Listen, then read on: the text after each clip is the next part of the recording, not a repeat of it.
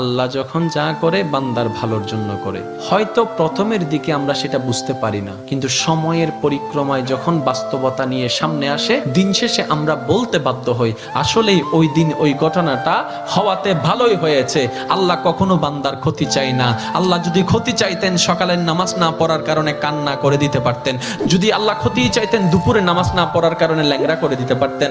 আল্লাহ সেটা চান না। আল্লাহ চাই বান্দার সব সময় ভালো। আর মা তো দেখেন জন্ম দেওয়ার কারণে সন্তানের তো অপরাধ করার পরও মা সন্তানের প্রতি কতই ভালোবাসা, কতই মায়া, বাবার কাছ থেকে সন্তানের পিঠকে বাঁচাই ফেলছে, এরকম হাজারো মা আছে ওই মায়ের জন্য। কিন্তু আল্লাহ পাক রব্বুল আলামিন বান্দার উপর কতটুকু ভালোবাসে দিয়েছেন সেটা আমরা বান্দারা বুঝতে পারি নাই বলে শয়তানের ফাঁদে বারবার পা দিয়ে আটকাই যাচ্ছি। মনে রাখবেন, মনের মধ্যে কথাটা বসাই ফেলবেন, আল্লাহ যখন যা করে বান্দার ভালোর জন্যই করে।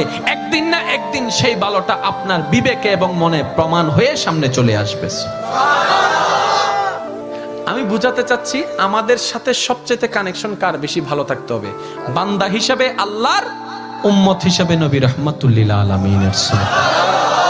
এখানের ভিতর যে কেউ চাইলে জীবন সাজাই ফেলতে পারবে। আমি বলছি যে কেউ, anybody, you can do it, not impossible. Because impossible শব্দটাকে যদি একদম ভালো করে গভীরভাবে দেখেন, সেখানের ভিতর আপনি আশ্চর্যভাবে একটা জিনিস দেখবেন। ইম্পসিবল একটু যদি ডিফাইন করেন, ভাগ করেন, দেখবেন আই এম পসিবল। ইম্পসিবল, পসিবলকে আলাদা রাখেন, আই এম কে আলাদা রাখেন। I am possible. ইম্পসিবল শব্দটাই আপনাকে জানান দিচ্ছে আমি অসম্ভব নয়, যদি রবের রহমত থাকে আমি তোমার জন্য সম্ভব। বিদেশে যাওয়ার আগে আপনার এলাকায় দেখেন টিকিট চলে আসছে।